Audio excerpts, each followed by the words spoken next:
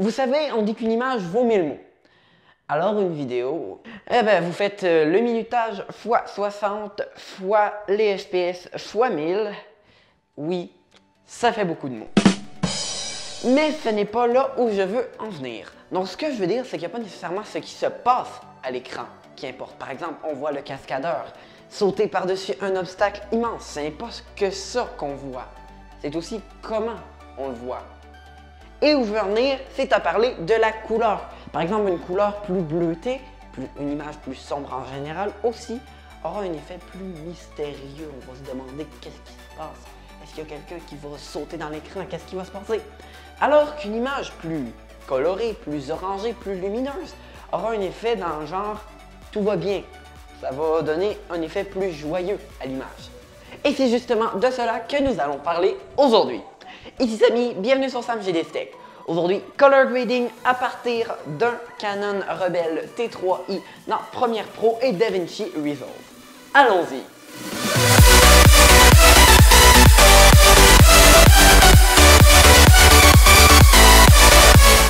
Et salut le web, ici...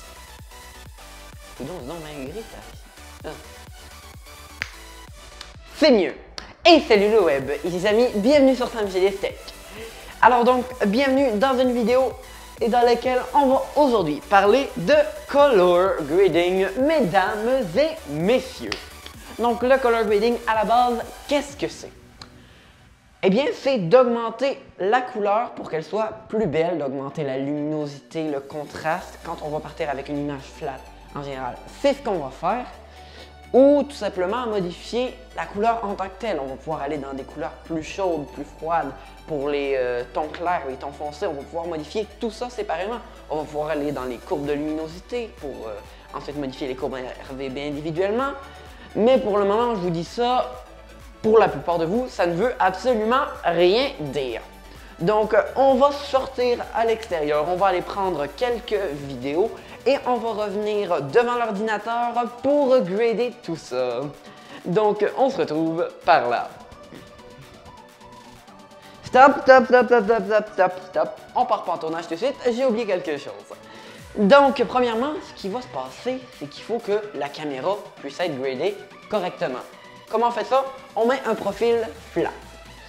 Donc, je vous le dis tout de suite, si vous avez un petit compact à 100$ qui fait même pas de la Full HD correcte, laissez tomber le color grading.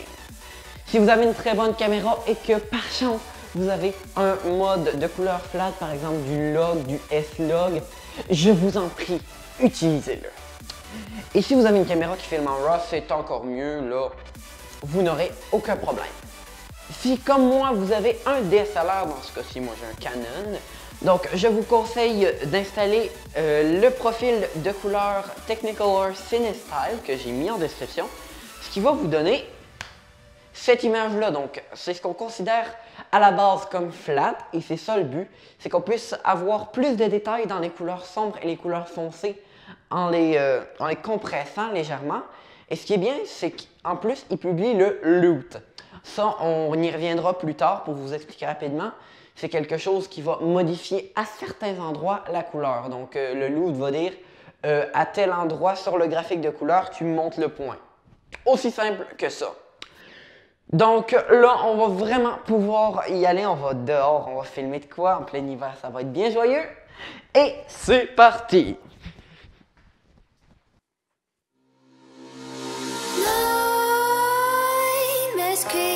While you and me repeat, this bittersweet heat is suffocating.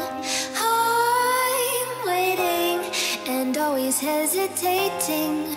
Kryptonite desires set my heart afire. Heart on fire. Set my heart afire.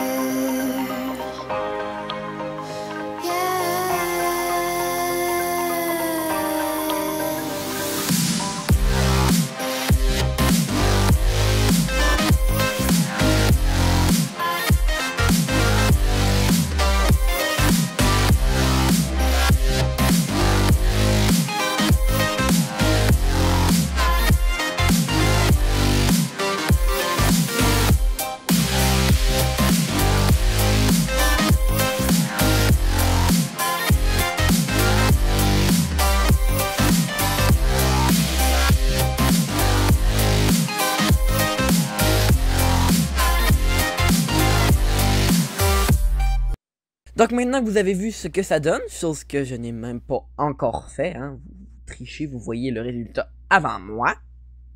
Donc maintenant que vous avez vu ce que ça donne, ou ce que ça va donner, dépendamment de sur quelle base temporelle on se fie, on va commencer le upgrading. Donc on va commencer dans Premiere Pro. Si vous voulez passer immédiatement à Resolve, vous pouvez cliquer parce que Resolve, à la différence de Premiere Pro, est un logiciel gratuit.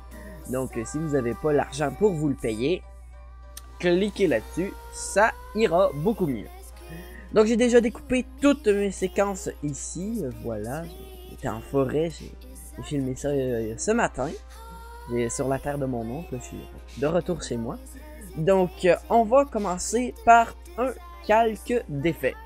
Donc un calque d'effet, c'est que vous vous demandez un petit peu ce que c'est. En fait le calque d'effet, ce qu'il va faire, c'est qu'il va appliquer ses effets à tout ce qu'il y a en dessous de lui. Donc pour les vidéos, donc je vais aller faire mon color grading sur ce calque-ci, ça va s'appliquer sur toutes mes vidéos. Donc on va commencer, moi je vous rappelle j'ai le Technicolor, Cinestyle, etc. sur un Canon T3i. Donc première chose que je vais faire dans la correction de base, je vais monter mon contraste. Mine de rien, l'image reflète beaucoup mieux la réalité avec un contraste élevé. Et c'est ça la chose majeure. Quand vous allez tourner avec un profil flat, ça va tout simplement écraser le contraste, il n'y en aura quasiment pas. Donc ça va vous permettre d'avoir ensuite au montage beaucoup plus de flexibilité. Donc là, on va pouvoir aller donner un look à l'image maintenant qu'elle est devenue flat. Donc s'il y a eu erreur dans la température des couleurs, vous pouvez modifier, mais moi c'était assez bien à 0, j'avais bien ajusté au tournage.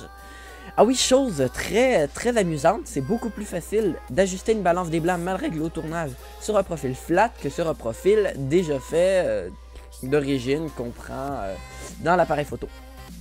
Donc, on va pouvoir maintenant donner un style à l'image. Donc moi, je commence toujours par les courbes. En général, je rehausse mes courbes ici. Mais dépendamment de la luminosité de l'image, par exemple ici, j'ai de la neige qui est très lumineuse. Oh, j'ai pas eu le mauvais point. Je vais pouvoir venir assombrir les couleurs pâles de mon image tout en rehaussant, ce qui ne donnera pas toujours le résultat escompté. Donc encore là, c'est un petit peu du taponnage, c'est vous faites ce qui vous sent. Donc le noir, moi je les trouve trop coupés. Et donc j'ai envie de donner une atmosphère un petit peu bleutée, c'est l'hiver, il fait froid. Donc en fait, je vais commencer par rehausser les bleus. On va aller prendre une image qui a un ciel ici. Vous voyez le bleu, donc je vais faire les couleurs complémentaires au bleu aussi. Donc, je vais rehausser mon bleu. Aussi simple que ça. En utilisant cet outil qui est la courbe de teinte et saturation. Ça va pas ajouter du bleu dans toutes les couleurs de l'image. Au contraire, ça va augmenter le bleu en tant que tel. Donc, ça peut être, c'est très utile parce que par exemple, vous venez modifier les roues chromatiques, ça va teindre toute l'image sans exception. Donc c'est à utiliser avec beaucoup plus de précaution que la courbe teinte-saturation. Donc là, on va justement pouvoir y passer à ces courbes. Je vais aller plutôt dans du orangé pour les tons moyens, et du bleu pour les tons clairs. Ça fait tout un contraste, mais c'est joli. Ou sinon, on peut laisser les tons moyens neutres et seulement aller dans le bleu dans les tons clairs. Ça donne aussi un très bon résultat, c'est la neige qui va se bleuir légèrement. Donc dans créatif, ensuite, vous voulez plus de vibrance, ça c'est si vos couleurs ne sont pas assez prononcées, vous montez la vibrance. Mais moi j'aime bien ça à 0. Saturation, c'est encore les couleurs. Et dernière chose, on peut aller modifier l'exposition. Par exemple, moi je veux aller à moins 0,3. Voilà, mon image est déjà un petit peu plus sombre. Donc là, j'applique, j'arrête pas de jongler entre les deux sans le vouloir, mais ça, des fois, ça jongle tout seul. Mais c'est que le principal calque d'effet qui va s'appliquer dans tout le projet. Et il y a le tutoriel calque d'effet qui va s'appliquer seulement dans la séquence tutoriel.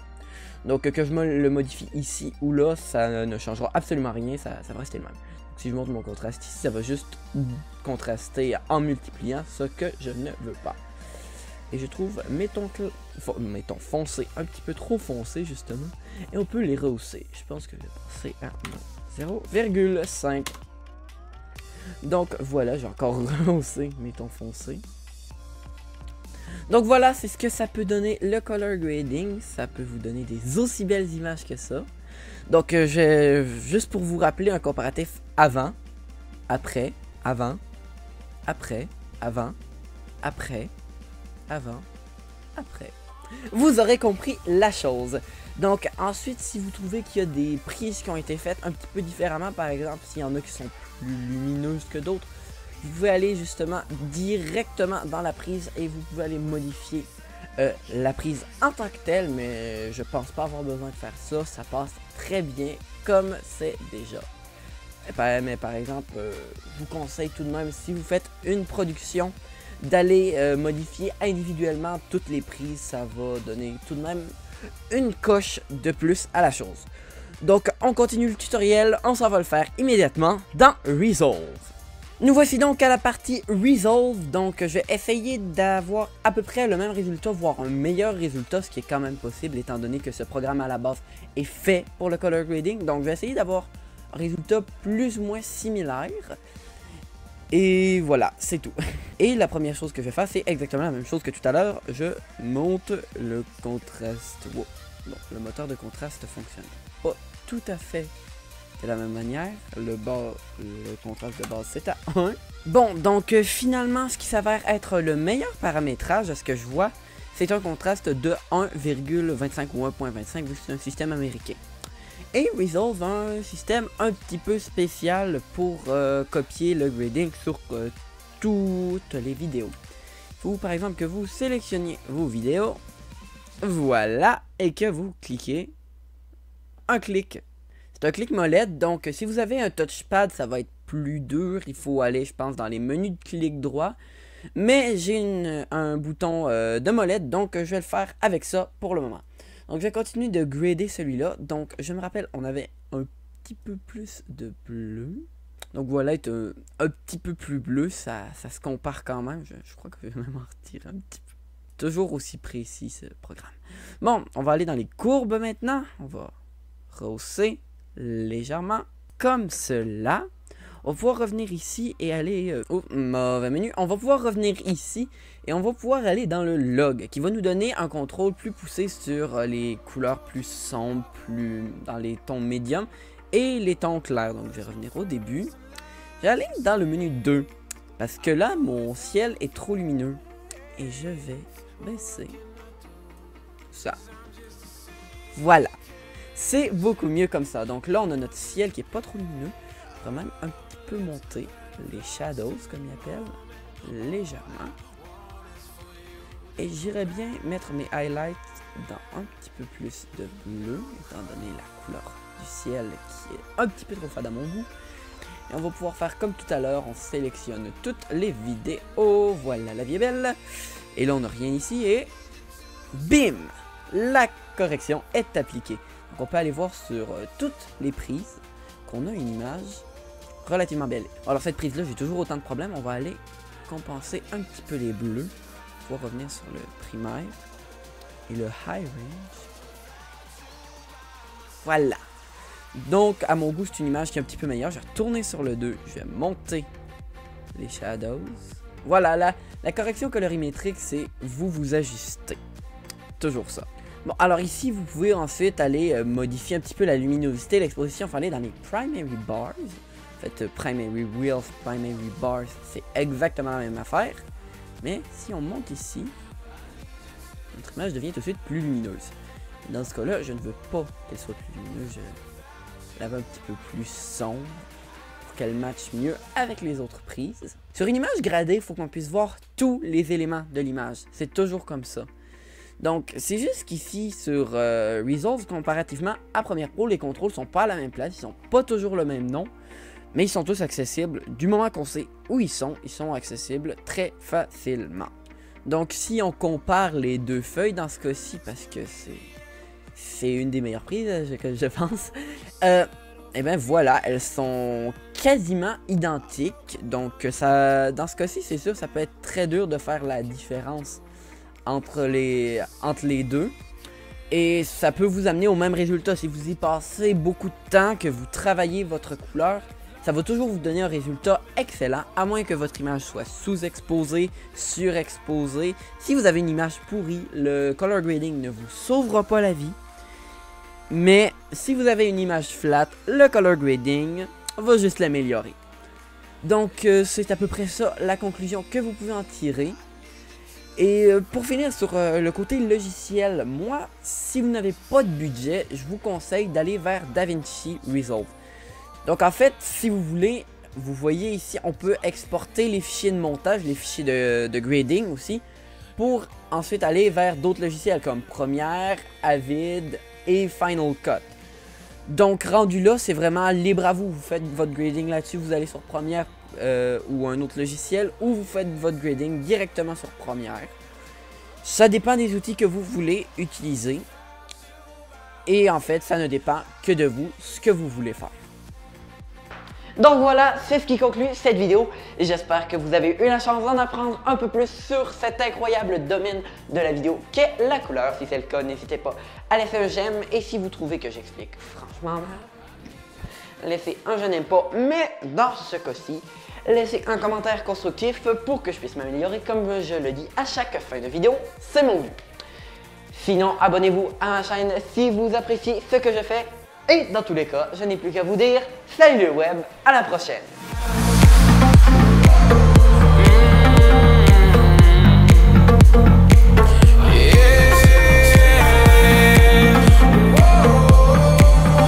Cause without you by my side, I can't survive.